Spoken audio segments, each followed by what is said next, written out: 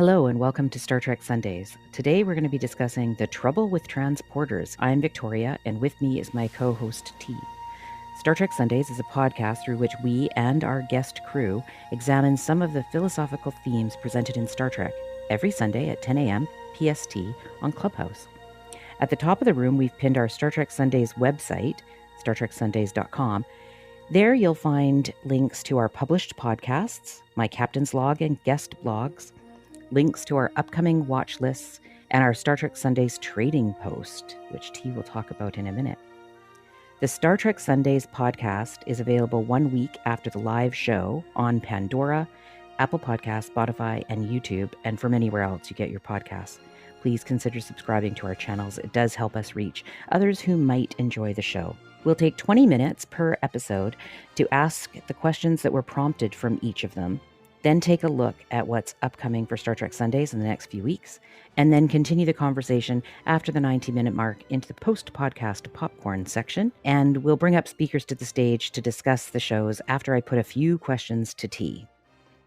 Thank you again, T, for curating this week's watch list. The watch party on Discord yesterday was super interesting, especially given that there were a few matters on which our crew did not agree. So this morning could turn out eventful. And thank you, Steve, for providing the watch party for us. That you make yourself available for troubleshooting an hour before the watch party for those who need help getting on Discord is really incredible, and we all appreciate it. So just shout out to you. Before we get to the questions, though, T, I understand you have a bit of an announcement to make. I do, and I'm really excited about it. Victoria and I have been hard at work, and we are incredibly excited to announce our new website and our new merchandise line at StarTrekSundaysPodcast.com. We've got some incredible original Star Trek themed items, which we think you're going to love. Clothe yourself in the sign of LaForge, Quark Twitter verified trusted businessman, unlimited data, Duras his honor absent. The best part of waking up is drinking from a beaker as a cup, Obama-style Spock I feel fine, and many other inside jokes only a Trekkie could appreciate. We also have a limited edition Women of Star Trek series to highlight the incredible women of Star Trek that have graced the series throughout the years. For our podcast listeners, you can use the code WARP10, that's WARP10, to take 10% off your entire cart. So head on over to StarTrekSundaysPodcast.com to stock up now. Be sure to use code WARP10 to get your 10% off your order, and look out for more coupons on our website if you sign up for the newsletter in the pop-up. Thanks, T. I'm so excited about this. I know you and I have our carts filled, and I'm gonna have to I'm gonna have to take some stuff out of my cart, or I'm gonna have to find some new friends so I can give away all this stuff. So thankfully, my husband has agreed to wear some Star Trek T-shirts at the gym, so we know we're making progress. So thank you very much. Well, let's get on with the show. T, please tell us what inspired the title of the room and topic, and how you chose this watch list. Definitely.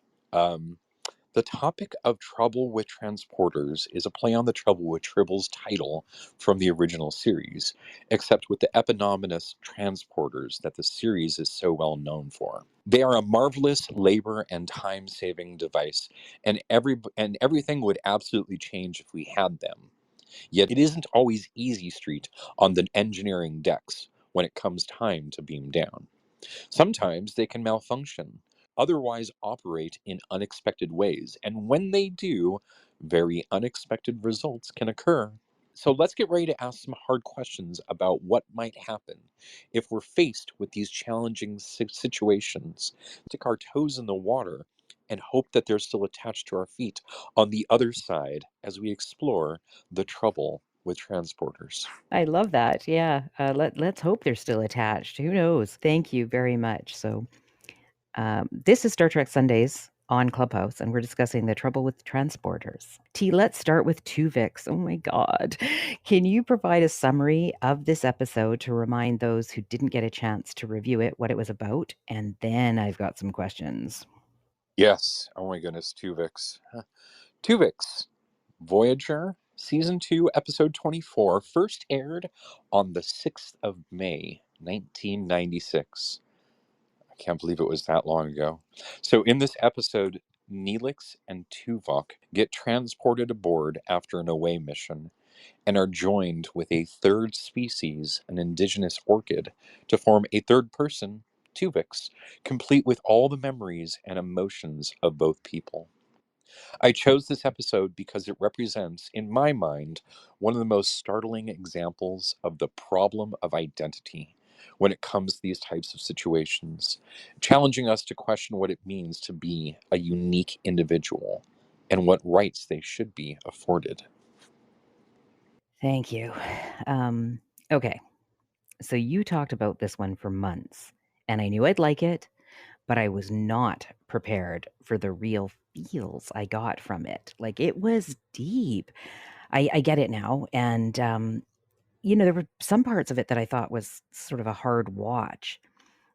So I just want to take a moment to point out how incredible the actor Tom Wright, who played Tuvix, was at showing elements of both Tuvok and Nelix. There were some times when he was walking that he looked just like Nelix, and then other times when he stood up, but it was so subtle. It wasn't like he was a caricature of him. So I just that blew me away.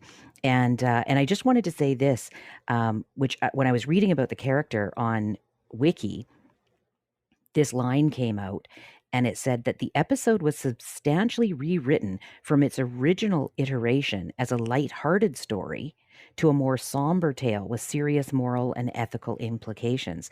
So that it's funny to me that they thought, "Oh, wouldn't this be funny?" And then they realized in the writing room, "Hey, we could make something really special from this." So that was really interesting to me.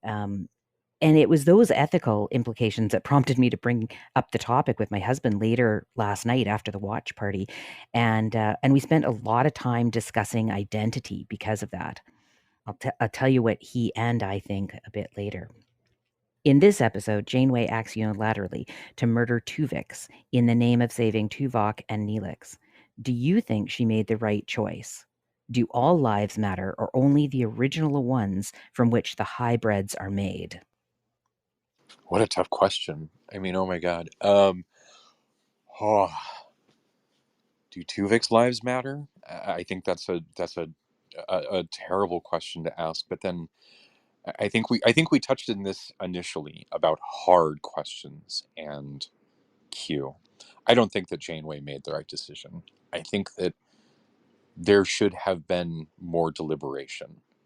At the very least, as a leader who is operating, you know, basically outside of the chain of command here because we're stuck in the Delta Quadrant, she could have held a tribunal. She could have, you know, gotten some committee together to discuss the matter. I think his his pleas fell on deaf ears, and that was disappointing. If I was a crew member aboard the bridge when that scene where Tuvix was pleading for his life, he was saying, you're my friends, my crewmates. They remained silent, and I would not have. I would have spoken up, and I would have said, can't there be more procedure? Can't we deliberate about this without you just making a unilateral decision, right? Can't there be some vote involved? Can't his opinion be weighed in some way that matters more than than this? It was a terrible episode to me because it tore me apart as a person. I tried to imagine growing fond of this person and then having to kill him, and then I'm not sure that I would have. I think Janeway acted unilaterally outside of her power and set a bad example of leadership in doing so. Thank you for that. I agree with you on this. I found it really upsetting. I just want to say, as I said, I'm definitely on the side of Tuvix. And I know there are those who support Captain Janeway's decision, Sean. For those who have already shared that they think that she made the right choice. The question to you is, do all lives matter? Or only the original ones from which the hybrids are made? But I want to flip this a little, and maybe T, you can answer this second part of the question, and then we can put the whole thing to the crew. If the cure for the accident was found 2 years later, now this obviously for you this part isn't true, would you still agree with Janeway? How long would Tuvix have to be Tuvix before you changed your mind? And so this is the question for you, T, is when is Tuvix a person? So do you know when you decided that Tuvix was this person? Yeah, that's the question that Janeway asked, is when did he become an individual instead of just a transporter accident? And I think that he became an individual the minute that he, got transported aboard. It was demonstrated that he could speak up for his own rights. And to set an arbitrary date is just that. It's my preference. And for me to decide that, for him, how long it is that you get to live before, as a person who is able to sit here and demand your own rights, um, to set some date on that seems absurd. I would say that, if he was alive for 2 weeks or if he was alive for 2 years, it would make no difference in my mind, because he would be, so assumingly in 2 years he would equally want to remain alive. I think that the transporter team could have searched for a better option here. I think that a third option of, I don't know, maybe, Tuvok, Nelix, and Tuvix coexisting would have been a better option. And maybe in 2 years, that could have become an option through advancements in their understanding of the transporter technology. Right, right. It's complex, and we've got some chat going on too. So it is the people on stage who are chatting. So we will get to everybody. Thank you, T. I knew that this was going to be hot, hot, hot. So Ryan, we'll go to you first. I won't be so inflammatory. In this episode, Janeway acts unilaterally to separate Tuvix in the name of saving Tuvok and Nelix. Do you think she made the right choice? Do all lives matter, or only the original ones from which the hybrids are made? I have very strong feelings about this episode. What is the captain's oath? What is the captain's when they get sworn in? What do they recite? Space, the final frontier, right? To boldly go and seek out new life and new civilization. Janeway accidentally made new life, and that new life, self-aware, conscious, able to make its own decisions, said, I want to live. And she unilaterally decided to murder that being, more or less for nostalgia's sake. Her way of existing was disrupted, and it was more convenient to murder than to live with these changes. And the fact that she had already made a decision to do something awful and unethical opens up a whole lot of other possibilities. Cloning is frowned upon by the Federation and illegal, but so is murder. So there are just other solutions where that body could have been duplicated or cloned, and then they could have separated either the clone or the original. But again, you're making a bad decision after an act of chance, and I think it would have been not just bold, but right to integrate Tuvix into the family, to accept these changes. And if you can't accept those changes, make a clone and separate that. And the fact that Riker, which you're going to bring up later on, also had an accident, and that other people in the Federation have had accidents where multiplicity of an individual happens, to me says that there are just so many technical solutions that a creative engineer, that Scotty would have come up with, that Geordie LaForge would have come up with. So, yeah, the holographic doctor, B'Elanna Torres, every single member of that crew that didn't pull out their phaser and aim it at their captain for committing murder are culpable. And in a weird way, it's what Janeway absolutely needed to create a situation where both the Maquis and the Federation crew now have equal blood on their hands and can unify as a crew. But that's so cynical and dark. But I clearly believe that Captain Janeway is a very cynical, dark character. I might love certain things she does, but I can't deny the fact that she is very comfortable with doing predatorial things in a way that should scare the entire crew. Wow. Wow, that's great. The only episodes of Voyager that I've seen have been the ones we've watched together. So I'm looking forward to seeing more of them with that view. I'll keep that view in mind. I found her to be quite dark in this. So and I think I said in the watch party chat, why is she being so mean? Why does she have that tone? And some people were saying that's just her, and I thought, oh, really?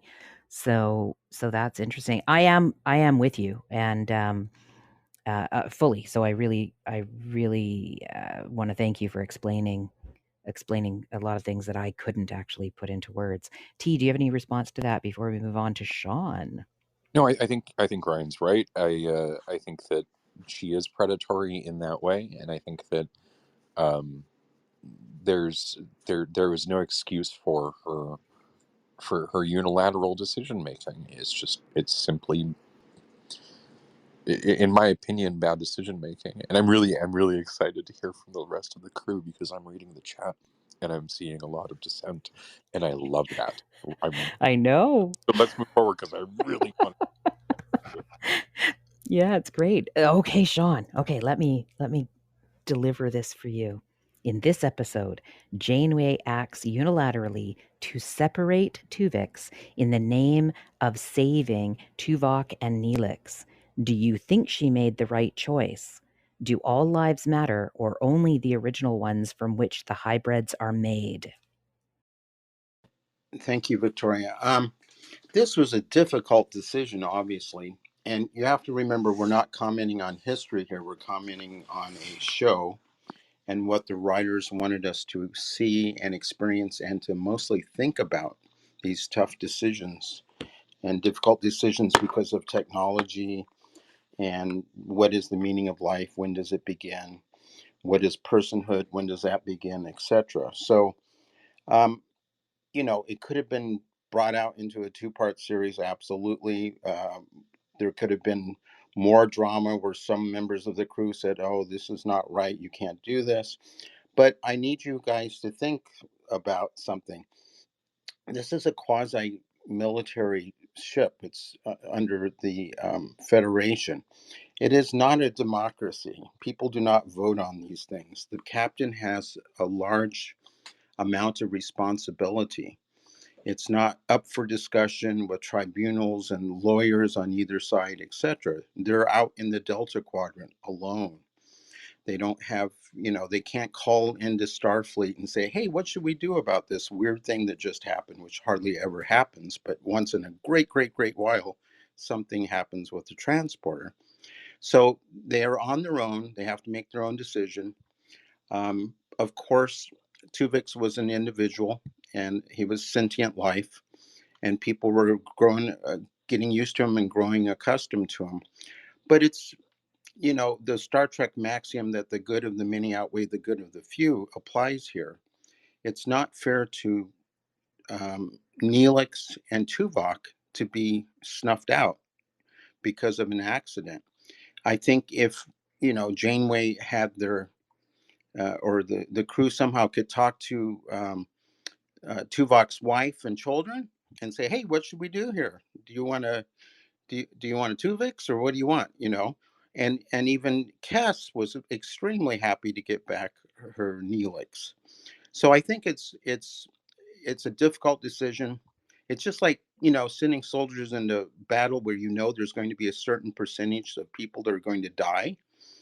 And in this case, I think Janeway made a difficult but proper decision, saving two people and eliminating one person that was in integration, but was not the same as having two direct individuals for their families to love, with the assumption that they would leave the Delta Quadrant and get back to the Federation someday, which they obviously do. Oops, I shouldn't have said that. But anyway, so I think that Janeway made the right decision.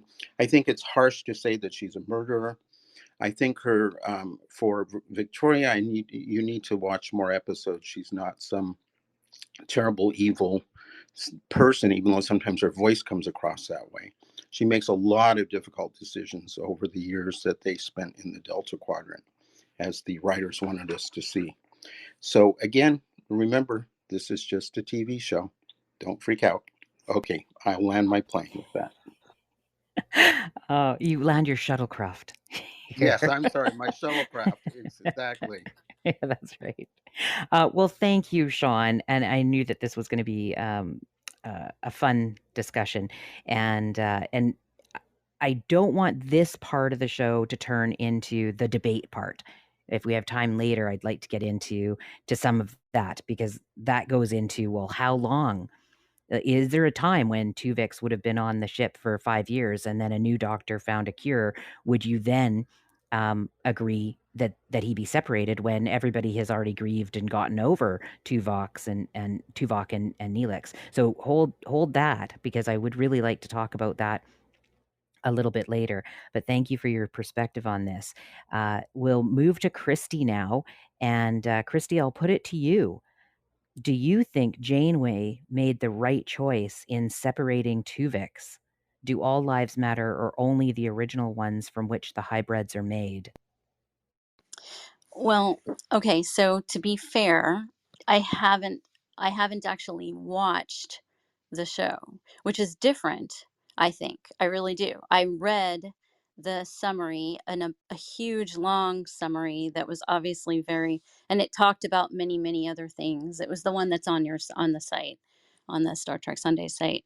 Um and so I did not get emotionally attached to um, Tuvix, whereas I have watched Voyager many times, not a ton, but enough.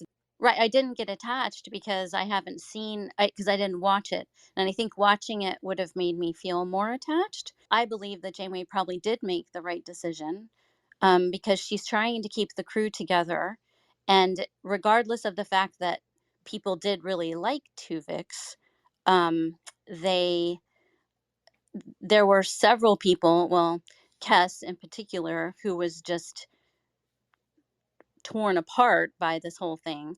And she did not really warm up to Tuvix. And Neelix is the one that she loved. And it what I think this is an exceptionally hard decision. And I think that but I think that she did make the right decision, because again, the lives of the many outweigh the lives of the few, and in this case it was 2 and 1. I really believe that you, Victoria, having never really watched very much of it, you didn't know or become that attached to Tuvok or Neelix because you don't know them. So I think that there's a big piece that you are missing because you haven't actually seen them. I think Sean and Christy are right to point out that, number one, in this quasi-militaristic setting, decisions do fall upward, right? And when somebody's not qualified, it goes to the higher up rank. In this case, it goes all the way to the top, and it is a decision that she ultimately has to make. And you're correct to point out, number two, that this is a decision regarding the needs of the many outweighing the needs of the few or the one, um, and that was, ultimately the direction that she followed. But I think a dark shadow still crossed her face at the very end, and it was one of those things where, um, as hard as this decision was, I still don't know that she really believed that she made the right decision.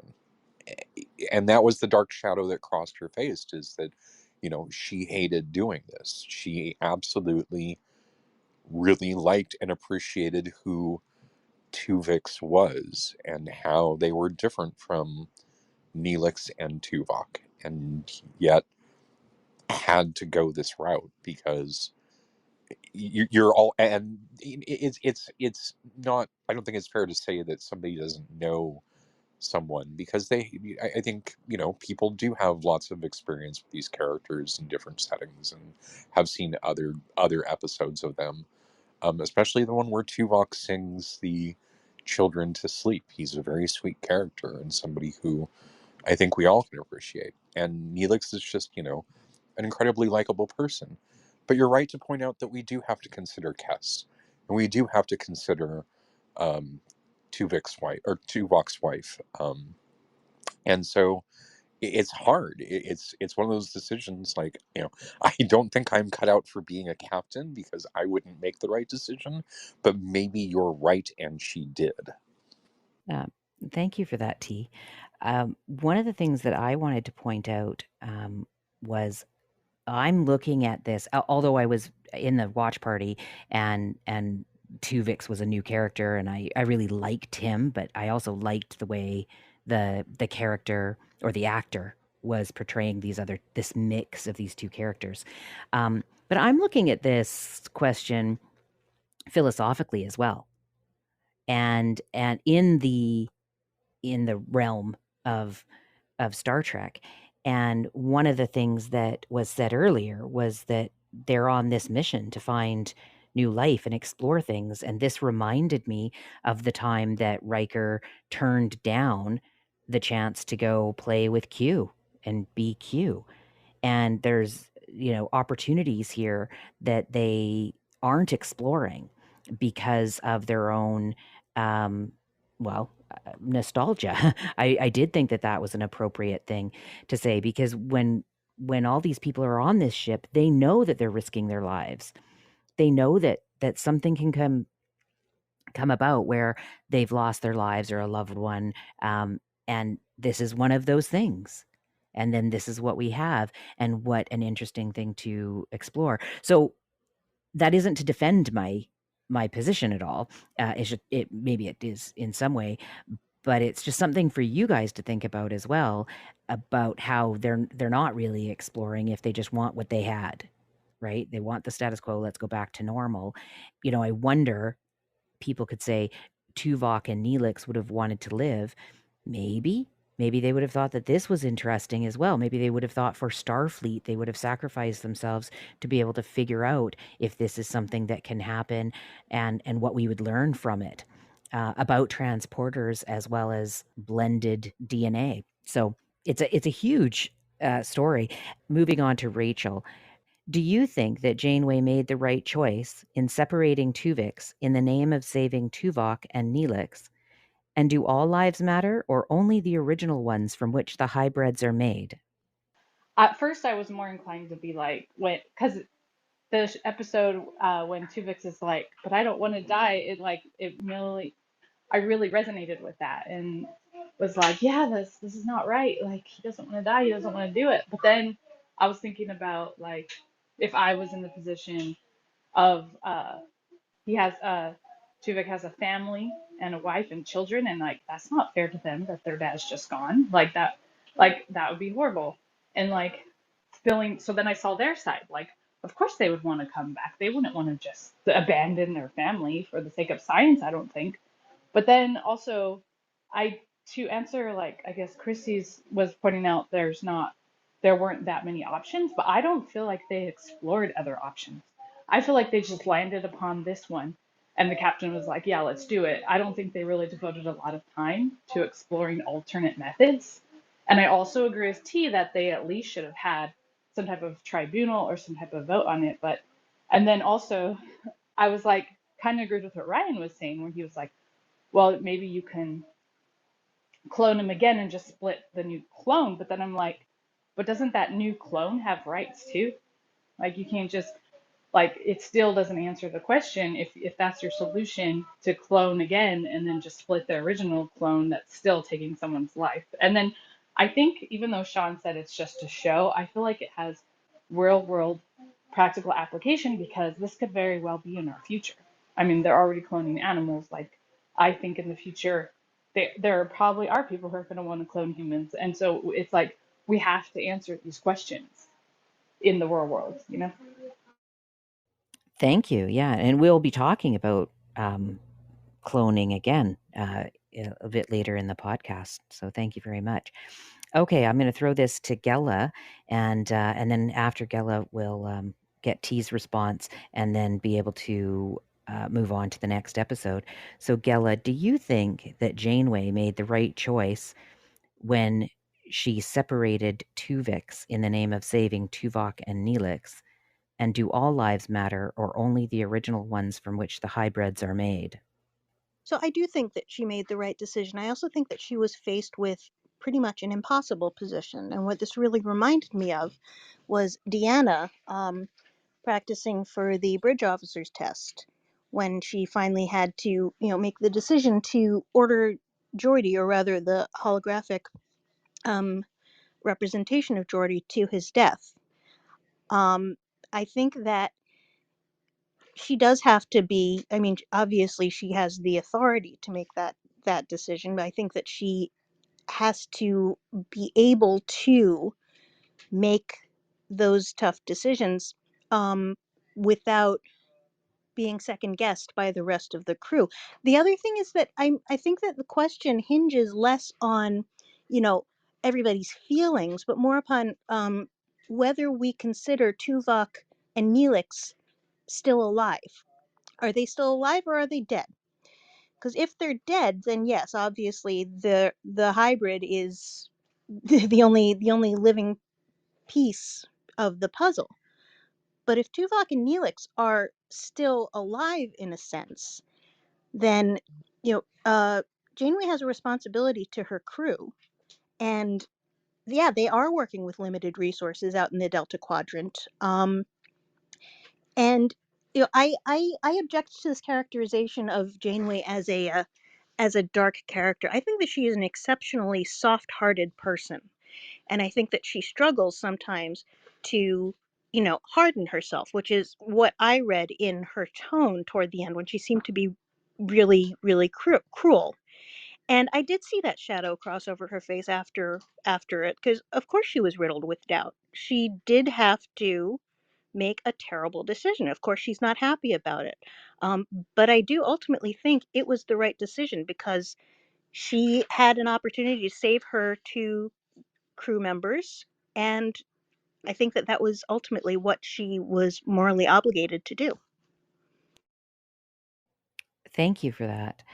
I'm going to put this out there for you guys to consider. I don't want to answer right now. We'll get back to this after we've talked about the other things, because I think these topics do flow into each other. That's how T curates them. But something to think about is, if the cure for the accident was found 2 years or 5 years later, would you still agree that she should make that decision? Because by that time, these people that you're concerned about, Kess and Tuvok's family, would have grieved. They might have moved on. So this goes to identity. Is a person dead when people say they're dead? right? Because they weren't really dead. You could see that they could be separated. If they didn't have a cure for years, people would have just considered that they're gone and this is a new thing.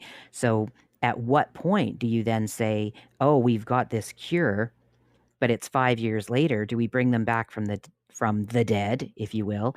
And then they've got it. Now Tuvok is here and his wife's moved on. Now Neelix is here and Kess has moved on, you know. So that's an interesting thing that I'd like to explore a little bit later in the show today. So thank you all for your contributions.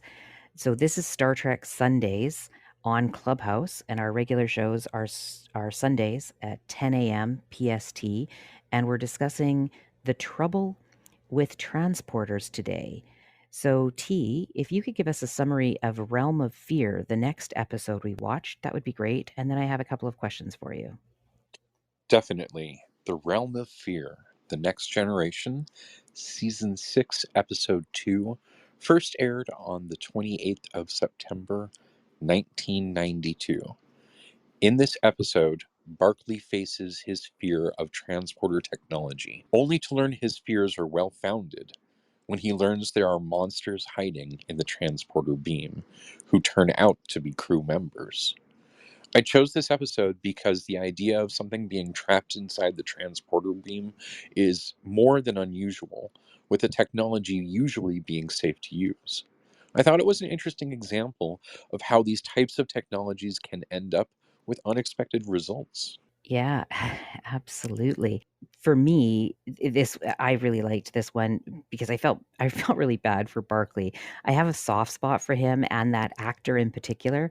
Um, I did like how compassionate O'Brien was when he shared his own fear with Barkley, and it reminded me of how we all share our thoughts and feelings in this room in a little way.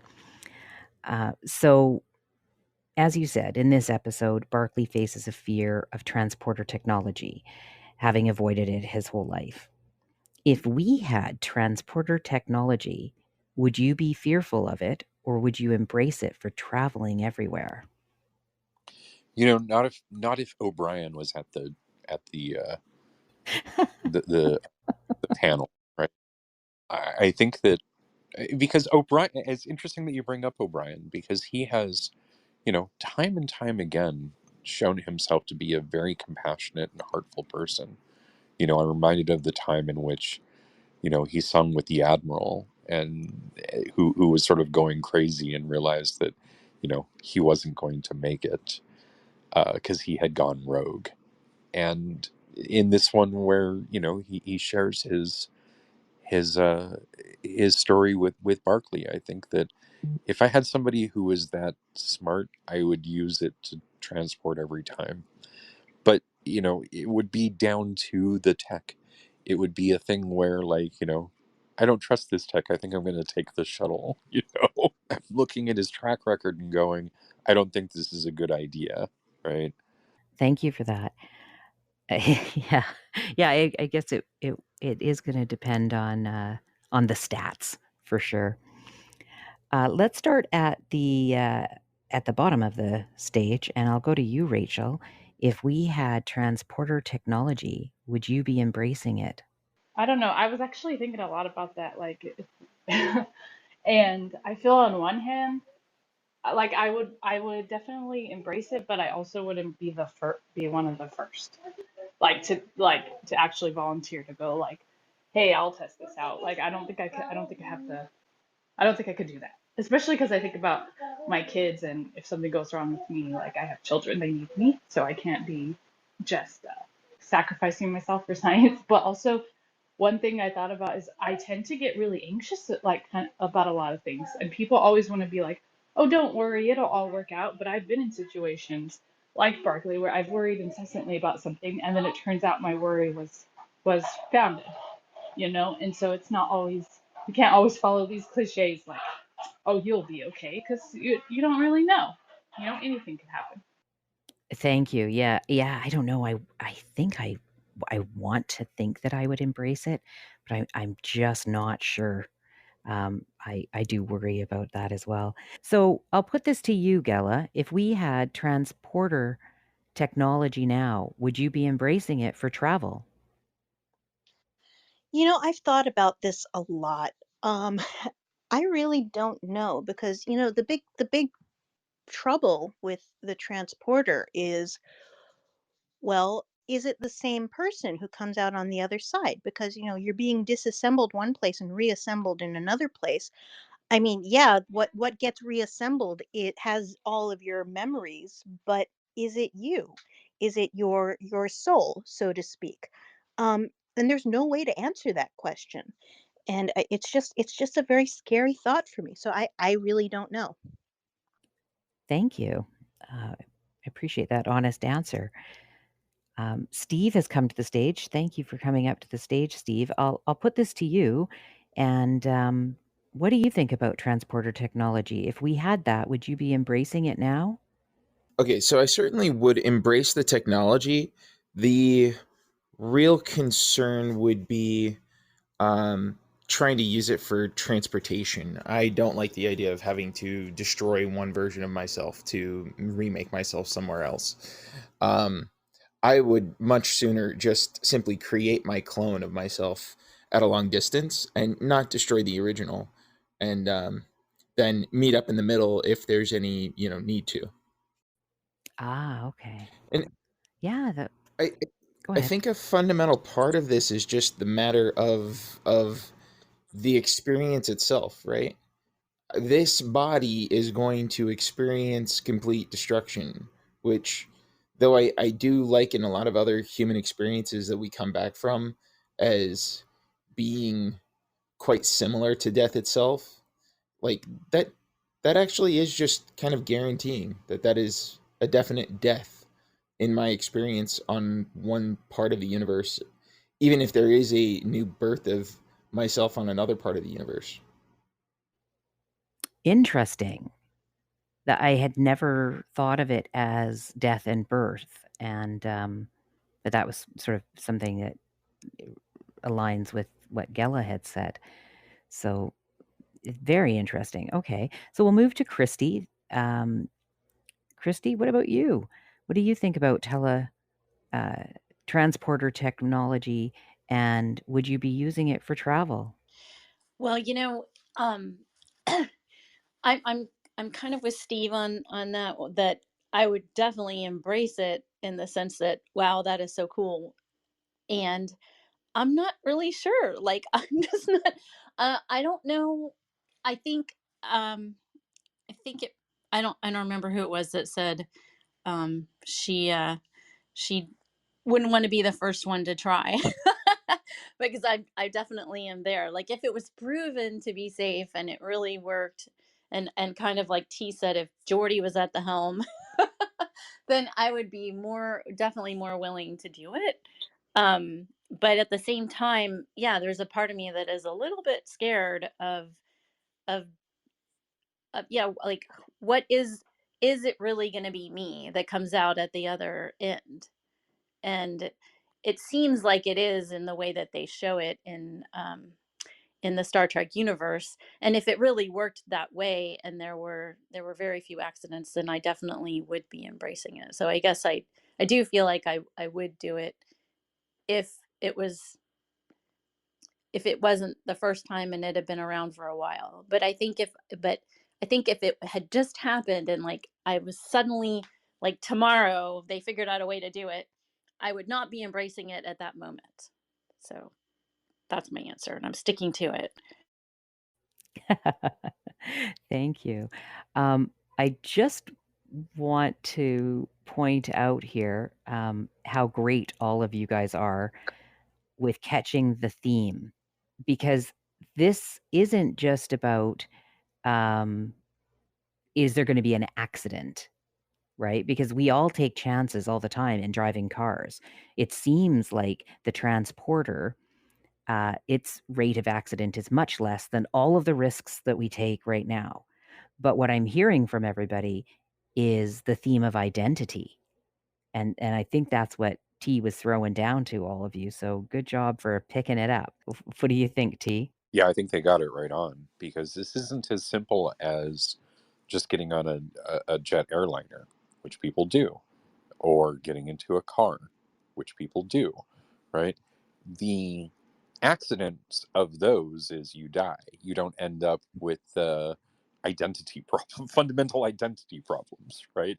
And so I think that it's, a very interesting challenge that we're going to be, that we're potentially going to be presented with here, as a human species, as we advance our understanding of things, not necessarily with transporter technology, but with representational technology, where we sort of move our um, I don't want to say our consciousness, but our sensory experience into a metaverse or a virtual world or something like that, right?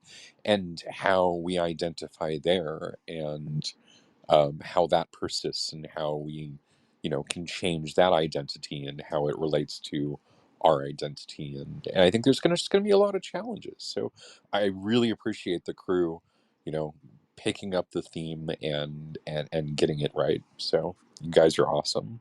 Yeah, thanks. Yeah, it blew my mind how much everybody was getting this. So, Sean, I'm going to put this to you and Ryan, and then we'll get T to introduce the final episode of the trio we had.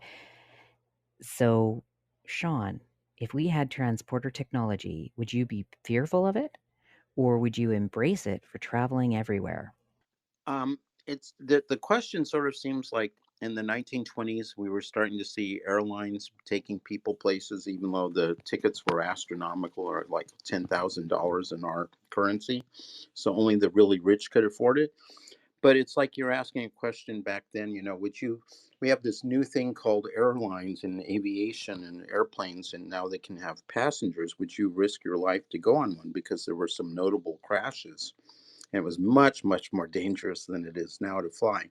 So the answer ultimately is I would, yes, I would embrace it based on statistical data showing how safe it was. Just like every time I get in a car, I figure I'm going to get to my destination more likely than not.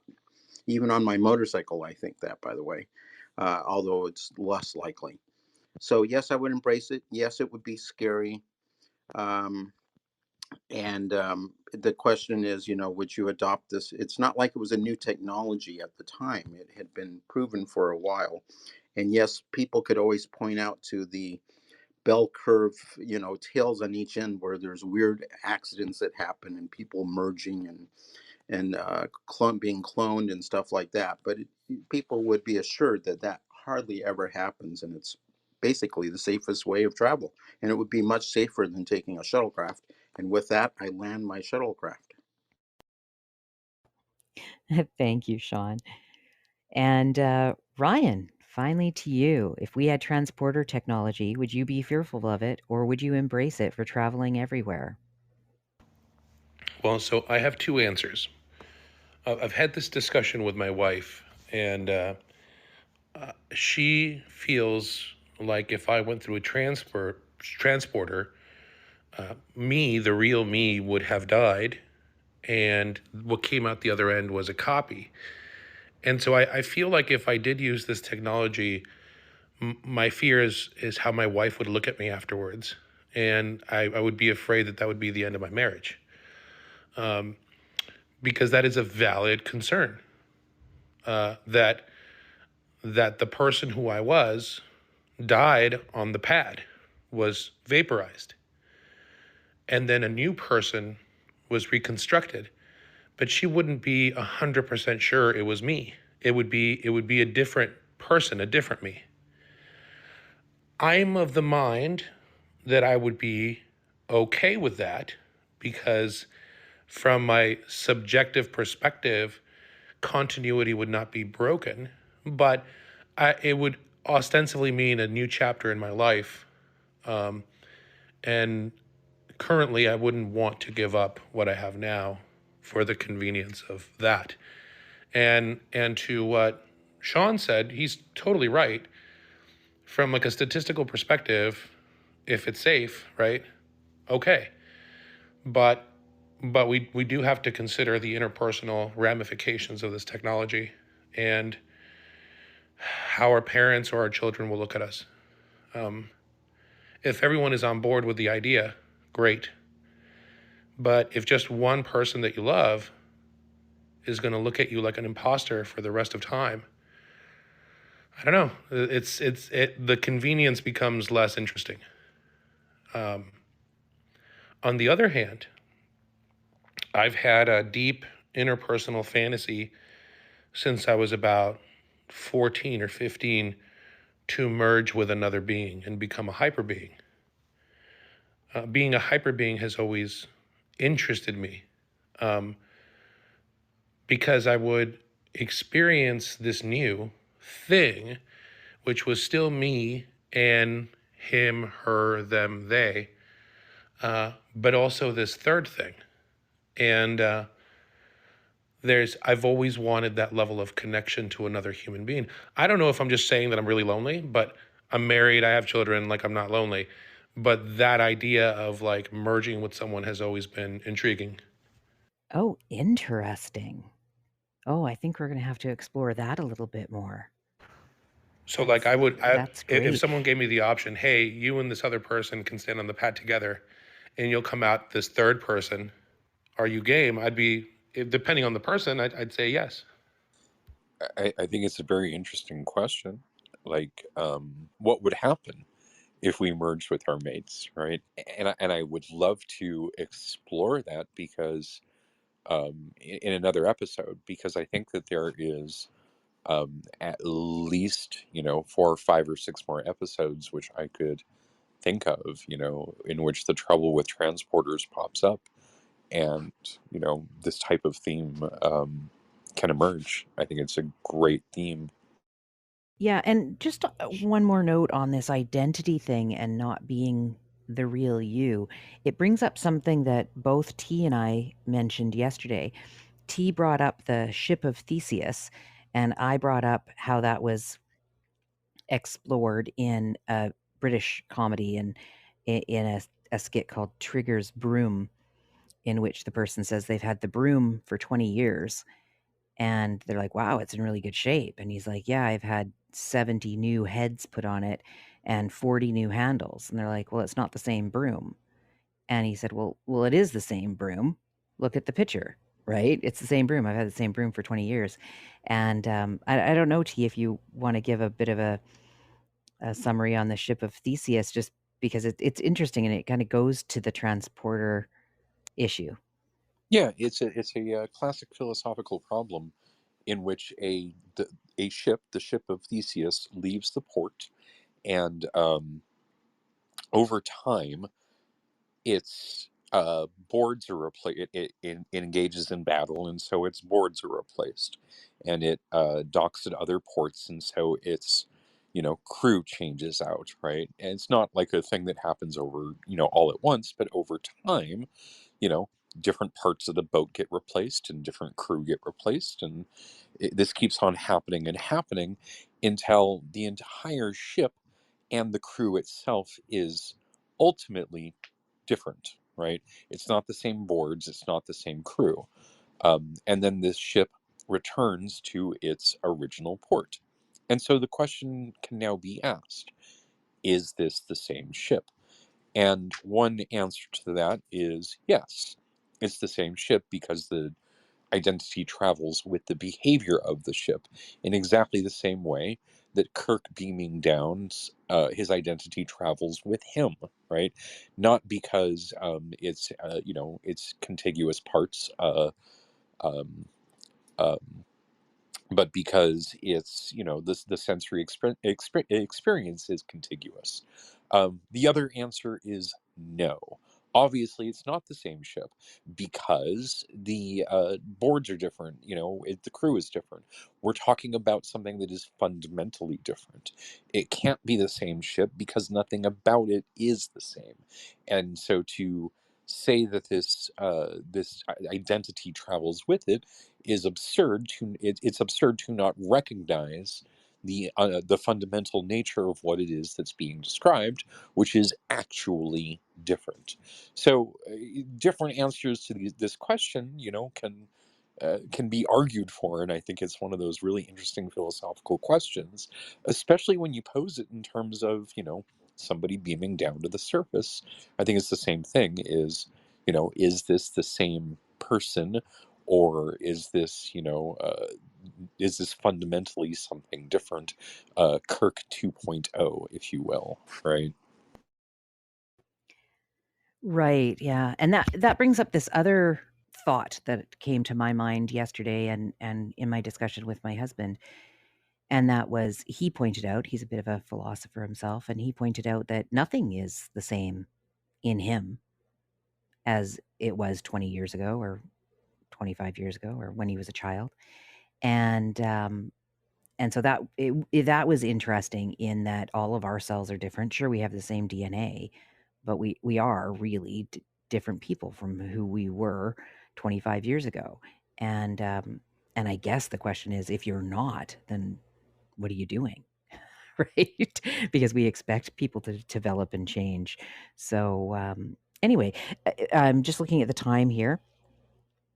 Let's move on to the third episode, and we can get back to the whole thing of identity and probably a bit more Tuvix in a little bit. So let's move to second chances. Can you give us a rundown on this episode, and then I'll put a question to you, and then the rest of the audience.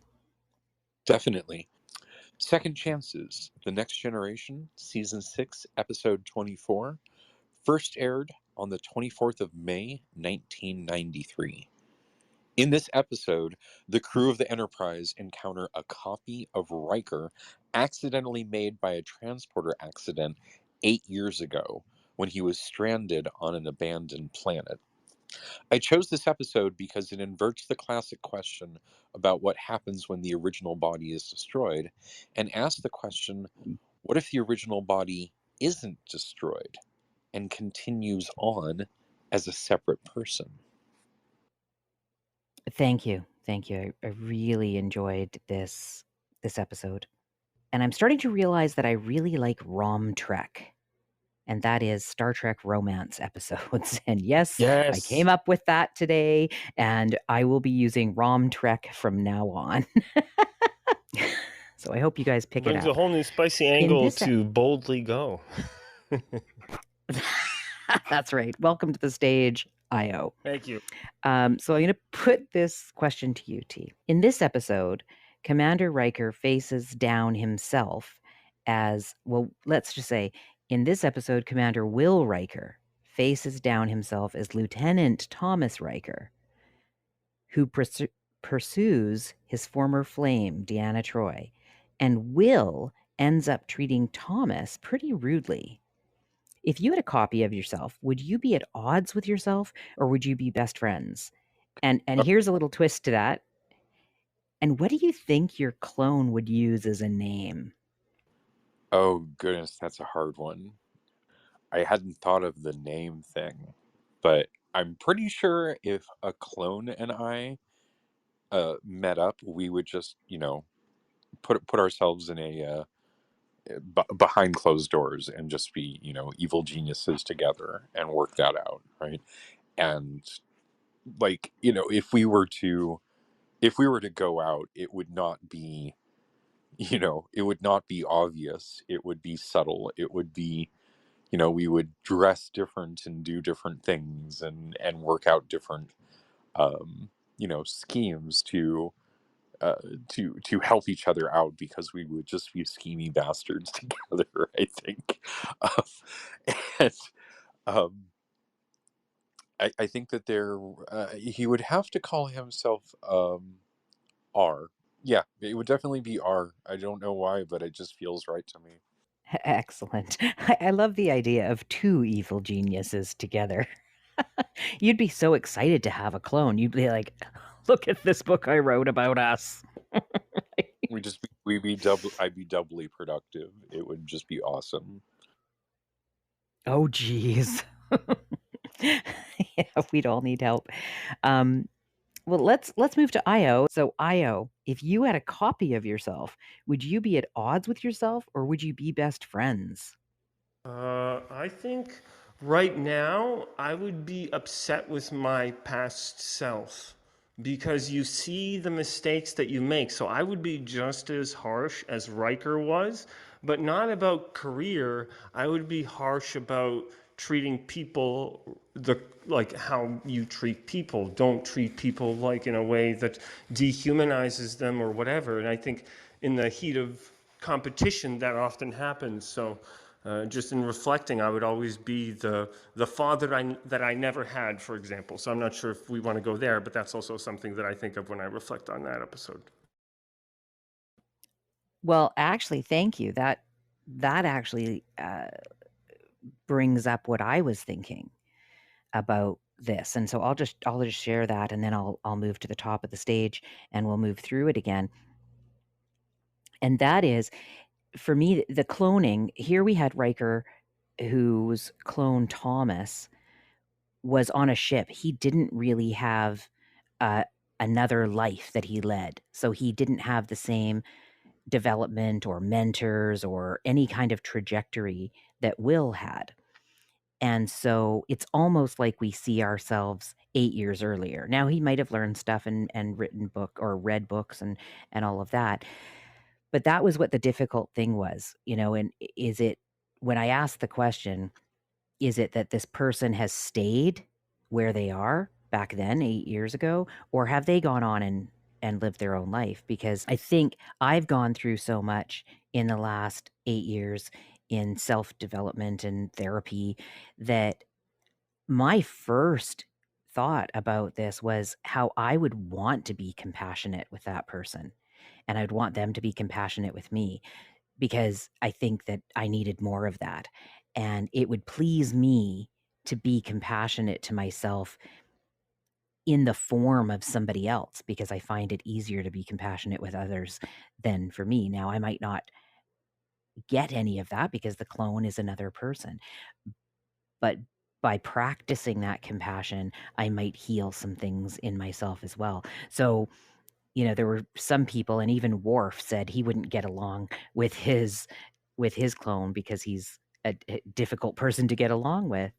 And sometimes I am too, but I think knowing that, I might know the tricks of the trade to get me to like me. So anyway, I'm glad that you brought that up, because that was something I was thinking about, is compassion for oneself and a chance for some healing. And Yeah. So just to quickly finish off what I was where I was going with that was, I wish I had told myself to pursue love that much sooner, not to pursue career. But the older Riker told Deanna that hey, he's gonna pick career like I did because we're the same guy. So that was weird, because I thought there would be a divergence if you had spent so much time differently evolving. So I didn't think there would have been a career thing. And so I kind of like left the episode like thinking, oh man, another rom-com Star Trek missed opportunity that could have been ongoing. But of course it would be like a crazy variation of the Star Trek universe. Perhaps one day with Dolly 9 or something. right. And not to give anything away or to influence anybody, but that goes to identity as well, because one of the things I was thinking about, and when I discussed this with my husband last night, is this: I had a full day of Star Trek, trust me, was I think that there is something inside us that is sort of the core being. I'm not talking about soul, but just that is who we are when we reach adulthood, and that there's not, we can develop and we can learn new things, we can change careers, we can change spouses, cities, friends, and all of that, but there's something about us that will always be there. Like, I'll never not love puns. My sense of humor has been the same since I was a child. And so I think that when Riker said, he is me, he most likely will do the same thing I did, I truly believed that, and thought, wow, good advice. Because at first I was like, oh, good for Deanna, right? And then I thought, ooh, yeah, I don't know. So that's a question I'll ask for later, because I do have a question for later about the ROM of the ROM Trek. But let's talk about cloning a little bit more. Ryan, if you had a copy of yourself, would you be at odds with yourself, or would you be best friends? Oh, the world would recoil at the things that we would come up with. I think we'd be best friends. I think I think that we would be the answer to the question that we asked at a very young age. I was an only child till I was 10. And then when my siblings came along, they didn't really resemble me, and their behavior was different than me. And I was so much older that it was hard for me to relate to them. So having a clone of myself, like, would just be weird, wacky fun in a strange way. Like, I think it'd be a lot of us just looking at each other, like cracking each other up, and and having similar ideas at the same time, and having someone to talk about those ideas at any hour of the day. Like, I would take it as a positive experience. But again, I've always been more open to the idea of like mergers or multiplicities. I think me from 8 years ago is close enough to me now that I think we'd be fine. And even if it was me from 20 years ago, it would actually be amazing because I've been primarily a major caretaker in my family. So having the opportunity to be there for other members of my family the way I wish I would, or someone would have been there for me, would be quite an amazing full circle where taking care of my clone would be very fulfilling. Wow, that's quite powerful. Yeah, I never even thought of the caretaking aspect. So, wow, great point. Yeah, thank you, Ryan. So I'm going to put this to Sean. I'm just looking at the time. We will continue this question and get back to Tuvix for sure. But I'll ask this question to Sean, and then after that, T, if you'd like to give us a rundown of what the announcement was earlier today, and then let us know what's happening for the next couple of weeks, that would be great. Just a heads up. So, Sean, if you had a copy of yourself, would you be at odds with yourself or would you be best friends? And what do you think your clone would use as a name? Shaun of the Living? No. Sean I don't know. Sean number two. Sean. Sean Modern versus Sean Classic. I don't know. There's so many choices. Um, and I'm sorry. What was the? I only got the second question. What was your first question about the clone or the copy? Well, would you be at odds with yourself or would you be best I think friends? we'd be best friends, and I think we'd talk about things, and I'd say, well, you really screwed up, blah blah blah. And then the other person, the other clone of myself would say, yeah, but you really screwed up back then. And I'd say, you know what? You're right. You know me so well. And the other person would say, I know you know me just like it was yourself. And that would be that. Ah, that's great. Yeah.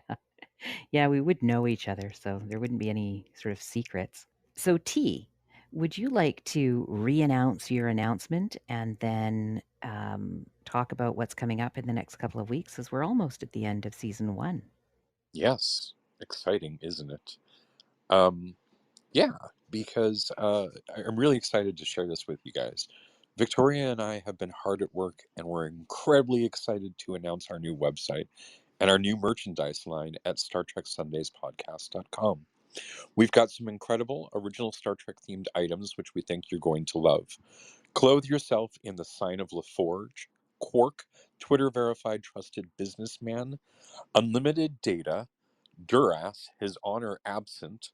The best part of waking up is drinking from a beaker as a cup. Obama style Spock, I feel fine, and many other inside jokes only a Trekkie could appreciate. We also have a limited edition Women of Star Trek series to highlight the incredible women of Star Trek that have graced the series throughout the years.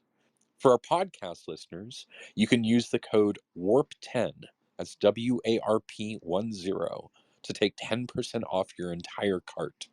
So head on over to StarTrekSundaysPodcast.com to stock up now. And be sure to use code WARP10 to get 10% off your order. And look out for more coupons on our website if you sign up for the newsletter in the pop up. Thank you, T. T, can you let us know what's happening in the next couple of weeks? Because I think we're taking next weekend off so that you guys in the United States can do your Thanksgiving. Absolutely. Looking to December 4th, we've got Spies and Their Lies, which is a great set, I think. Starting with the original series, Enterprise Incident, followed by Face the Enemy and Our Man Bashir from Deep Space Nine. I really love this one from Deep Space Nine about Bashir, and I think it's definitely a holodeck episode. After that, we're doing the 11th of December with Did You See What They're Wearing? Starting with Star Trek IV, The Undiscovered Country, a great movie, Friday's Child, and The Way of the Warrior. And that is the end of the season. We're super excited about season 2. We're going to be programming it in December here, but we're going to take a little bit of a break and look out for the rooms that pop up in Back to Blue and also Star Trek Sundays. I might host a Warp Core Wednesdays or Warp Factor Wednesdays on occasion. And I hope that Steve can help us out with some great watch parties during that time. But we're definitely looking forward to 2023 when we will be back with even more episodes, and we'll look forward to those announcements. You can find them on our website, StarTrekSundaysPodcast.com. Thank you, T.